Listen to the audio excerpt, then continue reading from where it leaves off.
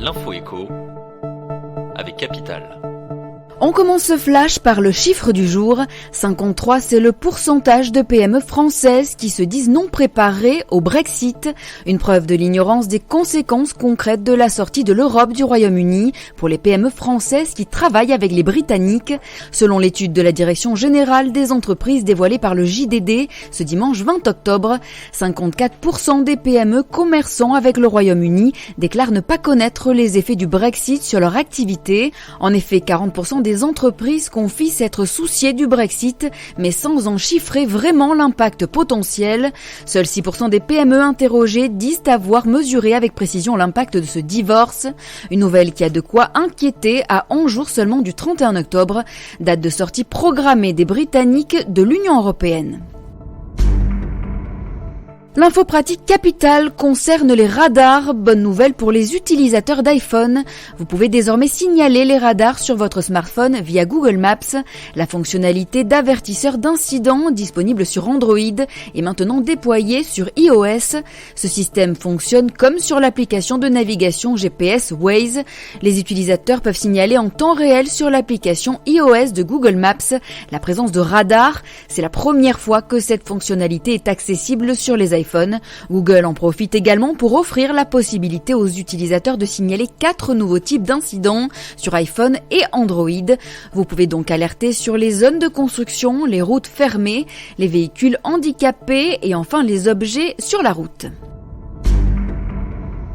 Le coup de gueule du jour est poussé par Rachida Dati contre ce qu'elle estime être des manœuvres politiciennes en vue des municipales à Paris. La maire du 7e arrondissement de la capitale fait l'objet d'une information judiciaire dans le cadre des prestations perçues par Renault entre 2010 et 2012.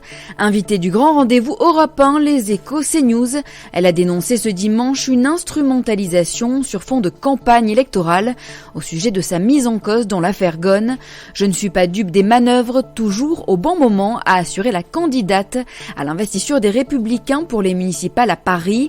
Selon une source proche du dossier, l'ancienne garde des Sceaux, qui nie toute irrégularité, aurait touché 900 000 € d'honoraires en tant qu'avocate entre 2010 et 2012. Et on termine par cette première mondiale. Qantas est parvenu à faire atterrir ce dimanche 20 octobre au matin à Sydney le plus long vol sans escale jamais réalisé dans l'histoire. Le Boeing Dreamliner de la compagnie aérienne australienne a relié New York à Sydney en 19h et 16 minutes exactement. Comme le rapporte la Tribune, ce vol expérimental est le premier de 3 vols au très long cours prévus par la compagnie australienne tout au long de l'année. Qantas espère faire de cette réussite un véritable succès économique en créant à terme des lignes commerciales régulières sur ces longs trajets. C'était l'info écho avec Capital.